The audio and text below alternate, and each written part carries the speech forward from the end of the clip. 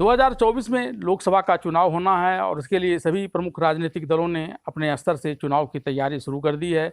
लेकिन इस बार अकेले चुनाव लड़ने की जगह सभी राजनीतिक दल इस बात को लेकर ज़्यादा तत्पर हैं कि वे किसी न किसी गठबंधन के सदस्य बन जाएं। एक गठबंधन एनडीए का है जिसने अपने घटक दलों की संख्या बढ़ाकर 38 कर ली है। वहीं दूसरे विपक्षी दलों का गठबंधन है जिसमें 26 तक दलों की संख्या पहुंच गई है।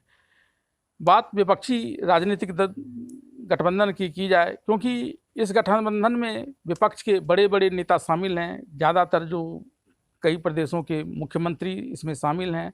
इस लिहाज से यह एक महत्वपूर्ण गठबंधन है और इसकी शुरुआत नीतीश कुमार के नेतृत्व में सबसे पहले पटना से की गई थी 23 मई को। और ख़ास करके इस बैठक की और दूसरे भी जो बेंगलुरु में बैठक हुई, इसमें से एक बात साफ साफ नज़र आ रही है कि प्रत्येक राजनीतिक दल जो इस गठबंधन में हैं वे यह कहते हैं कि सब कुछ ठीक ठाक है, हम साथ साथ हैं, साथ साथ लड़ेंगे। लेकिन कैसे लड़ेंगे, किसके नेतृत्व में लड़ेंगे, इसे लेकर कोई एक मत अभी तक नहीं हो पाया है, वह विपक्षी गठबंधन।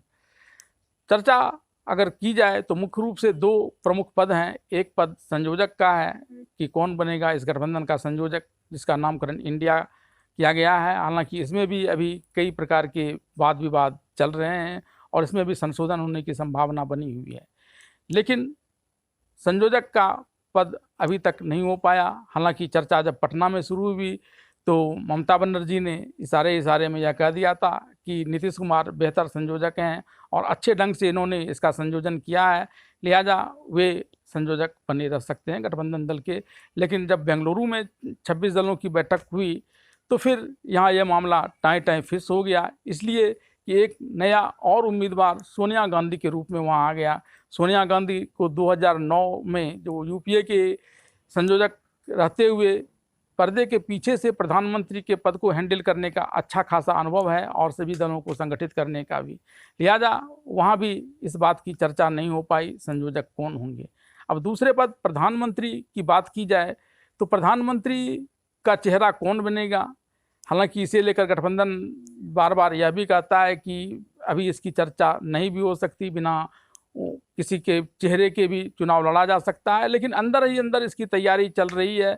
खास करके जब पटना के बैठक में लालू प्रसाद यादव ने यह राहुल गांधी को यह कहा कि आप शादी के लिए तैयार होइए, हम लोग बाराती बनेंगे, तो लालू प्रसाद यादव का मनसा चाहे जो हो, लेकिन कांग्रेस ने यह प्रचारित करवा दिया कि इस प्रकार से लालू यादव ने इशारों में राहुल गांधी को प्रधानमंत्री पद का चेहरा विपक्षी गठबंधन का बता दिया है।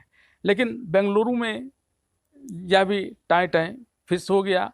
लेकिन वहाँ पर जब मल्लिकार्जुन खड़गे ने कहा कि प्रधानमंत्री पद को लेकर कांग्रेस की कोई विशेष चाहत नहीं है, तो वहाँ भी ममता बनर्जी ने चुपके से अपने नाम का प्रस्ताव दिया कि कोई नहीं तो फिर टीएमसी से ही सही, और इशारे में वहाँ कह दिया। अब बात यह है कि राहुल गांधी को लेकर कई तरह की बातें, एक तो उनके ऊपर जो मामला चल रहा है डिफेमेशन केस का, उसमें सुप्रीम कोर्ट में अभी फैसला होना है और वहाँ अगर वह फैसला उनके पक्ष में नहीं जाता है तो फिर वे 2024 में चुनाव भी नहीं लड़ पाएंगे, तो इस लिहाज से भी वे प्रधानमंत्री के पद पर नहीं काबिज हो पाएंगे। ऐसे में एक सवाल यह भी उठता है कि तब उसके बाद कौन प्रधानमंत्री बनेंगे।